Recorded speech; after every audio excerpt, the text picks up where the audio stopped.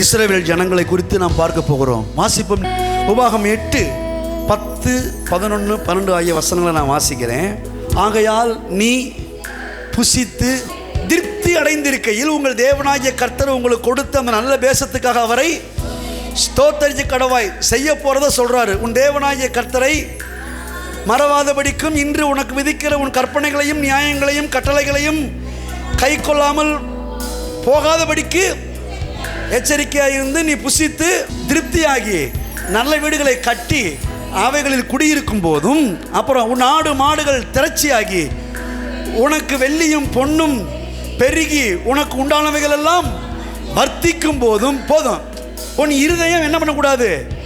மேட்டிமை அடையாமலும் உன் அடிமைத்தன வீடியாக எகிப்திலிருந்து புறப்பட பண்ணினவரும் அவர் நினச்சிக்கன்றார். மொத்தத்தில் உன் இருதயம் பின்வாங்கி போயிடக்கூடாது. ஏன் தெரியுமா? உனக்கு கொடுக்க போகிறது அவளை கொடுக்க போகிறேன்.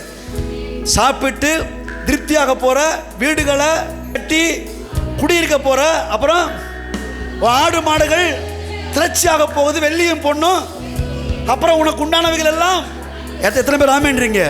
வர்த்திக்க போகுதுப்பா. ஆனால் எச்சரிக்கையாக இருந்துக்க. ஏன்னு கேட்டால் அது வர்த்திக்கும் போது உன் மனசு மேட்டிமையாகி பெருமைக்கு இடம் கொடுத்து என்னை விட்டு பிரிஞ்சிடக்கூடாதுன்றாரு. சொன்னாரா? சொன்னார். செஞ்சாரா? செஞ்சார். செய்த முடிக்கிற கர்த்தர். நெகேமியா 9வது அதிகாரம் 25வது வசனத்தை நான் வாசிக்கிறேன். சொன்ன மாதிரியே அவர்கள் அரணான பட்டணங்களையும் செழுமையான பூமியையும் கட்டி கொண்டு சகலவித உடைமைகள் நிறைந்த வீடுகளையும் வெட்டப்பட்ட துறவுகளையும் ஏராளமான திராட்சை தோட்டங்களையும் ஒலிவ தோப்புகளையும் கனி கொடுக்கும் விருட்சங்களையும் சுதந்தரித்து கொண்டு புசித்து திருப்தியாகி கொழுத்து உம்முடைய பெரிய தயவினாலே செல்வமாய் வாழ்ந்தார்கள். ஹல்லேலூயா. அடுத்த வசனம் கேள்விக்குறியா வருது. போடுங்க அடுத்த வசனத்தை. ஆனாலும் அவர்கள் கீழ்ப்படியாதவர்களாகி உமக்கு விரோதமாய் கலகம் பண்ணி உம்முடைய நியாய பிரமாணத்தை தங்களுக்கு புறம்பே எரிந்துவிட்டு தங்களை உம்மிடத்திலே திருப்பும்படி அவர்களை திரட்சியாய் கடிந்து கொண்ட உம்முடைய தீர்க்கதரிசிகளையும் கொன்று போட்டு கோபமூட்டி என்ன பண்ணாங்களாம்? பெரிய அக்கிரமங்களை இவங்க பெரிய அக்கிரமங்களை செய்தாங்க. ஆனால் இவங்க பெரிய அக்கிரமங்களை செஞ்சாலும் கூட அவர் சொன்னதை அவர் மாற்றவே இல்லை. அதாவது அங்கே சொல்கிறாரு, ஆனாலும் உம்முடைய கட்டளை விட்டு போயிட்டாங்க ஆண்டவரே, நீங்கள் இவ்வளோ தூரம் பண்ணியும் உங்களை விட்டு போயிட்டாங்க அப்படின்னு நெகேமியா சொல்கிறான் பாருங்க.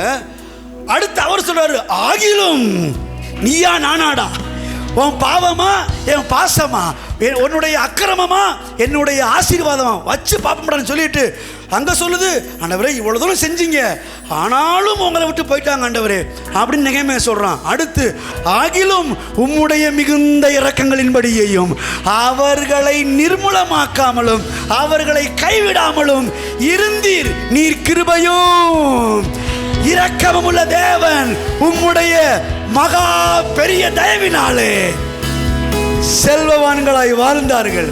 ஐயா, தேவன் சொன்னாரு எவ்வளவோ பெரிய காரியத்தை, ஆனா இவங்க என்ன பண்ணாங்க? போயிட்டாங்க.